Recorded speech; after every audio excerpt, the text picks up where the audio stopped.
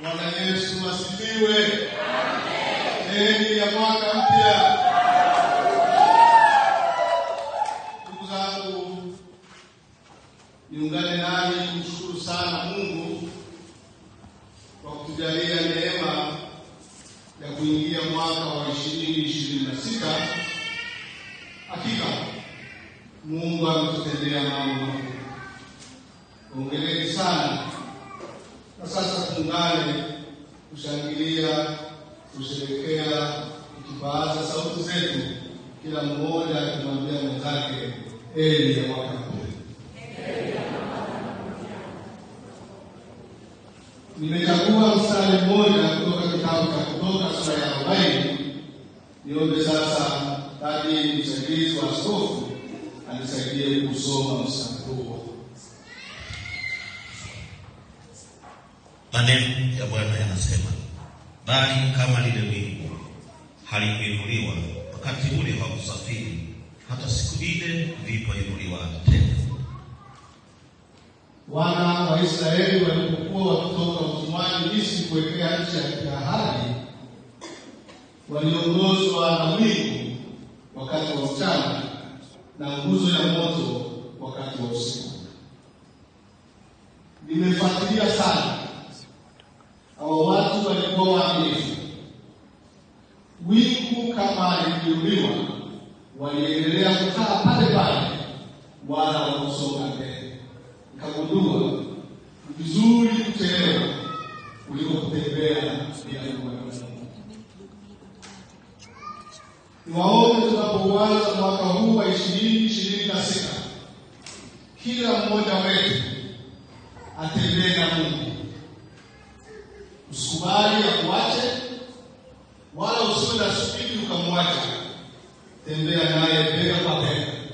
Na Kiswahili cha wanaoruhusu, tembea na Yesu ana kwa ana. Ni vizuri hata katika habari ya fursa na kufanya kazi, tuangalie kila mara wakati sahihi, wakati mwafaka wa Mungu. Sio kila fursa ina uwepo wa Mungu. Jana usiku waliposoma habari za wale wakoma kuu, nikakumbuka yule Naamani mkoma ambaye alipona na nabii Elisha, mtumishi wa Mungu.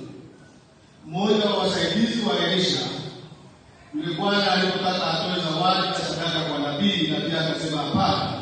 Mmoja wa wasaidizi wake akatumia hiyo fursa kutupatia ile sadaka, zile mali, zile vitu. Na yule mtu Elisha alipotua, ukoma wa Naamani ukahamia kwake. Ndugu zangu, katika mwaka wa 2026, kila hatua, kila sauti, kila utakachofanya, angalia mpango wa Mungu. Ukiona sio mpango wa Mungu, hata kama kina manufaa kwako na familia yako, achana nacho, kwa sababu Mungu atajifunua kwako na atakusaidia kufanika pale wakati ulipokuja. Bwana Yesu asifiwe. Nipende kuwashukuru washirika wote wa Dayosisi ya Magharibi kwa jinsi tunavyoendelea kuifanya kazi ya Bwana kwa pamoja. Niwaombe tuendelee kuwa mashahidi wa Yesu na Mungu azidi kuwabariki. Jana nilifurahishwa sana na wale walioleta washirika. Niombe sasa kila mshirika aliwekea uzito jambo hili, ili kila mwaka kila mshirika amlete mtu mmoja kwa Yesu. Tathmini ya kadiri naomba Baba ujiendeleze. Bwana Yesu asifiwe. Niwashukuru sana viongozi wa jumuiya, wazee wa kanisa, watumishi wote ambao tumefanya kazi kwa kasi kubwa. Ninashukuru kwaya zetu kwa kazi kubwa na nzuri. Viwango vyetu sio vibaya. Mungu atuwezeshe 2026 kuendelea kupandisha viwango vyetu vya uimbaji. Ninawashukuru wachungaji wote katika Dayosisi ya Magharibi ambao kwa pamoja tunaendelea kutumika katika mazingira magumu, lakini kwa kuwa tuna Mungu tunazidi kusonga mbele na wala hatutaki kurudi nyuma. Mungu mwenyewe, wote tunaojitoa kwa sadaka zenu, kwa michango yenu, kwa kazi zenu, Mungu mwenyewe atawashukuru kama anavyosema katika Yohana 12 mstari wa 2026. Niwakumbushe ndugu zangu, tunapoingia katika mwaka wa 2026, niwakumbushe kwamba kila mwanadamu, kila mtu aliyeumbwa na Mungu anapenda kuheshimiwa, anapenda kuthaminiwa. Mimi kama mwana mwikumene, mtaalamu wa mambo ya mahusiano ya dini mbalimbali, ninajua kwa hakika hakuna mtu anayependa dini yake kuchezewa wala kubezwa.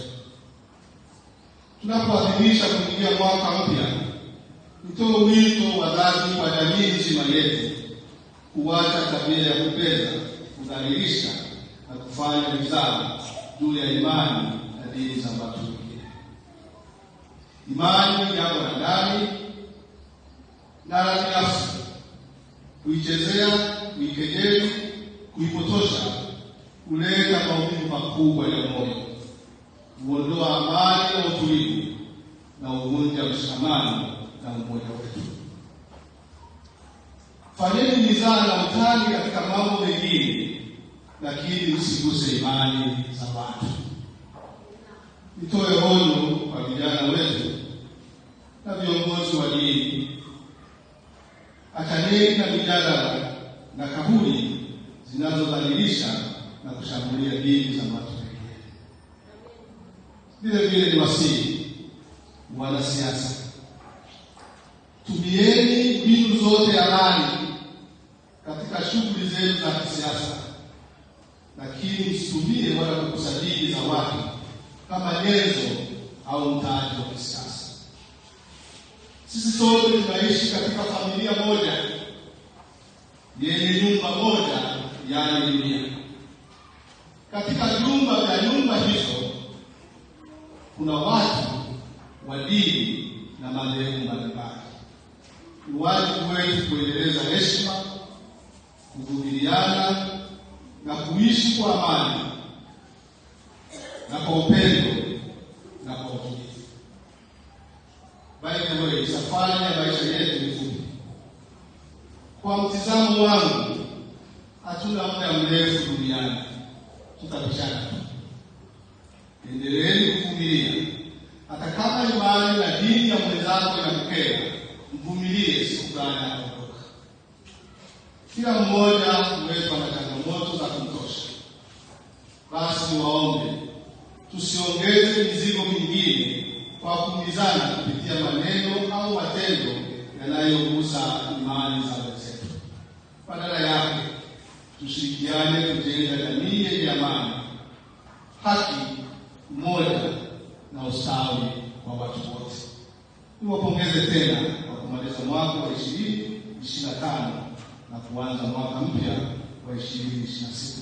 Heri ya mwaka mpya. Mungu awabariki.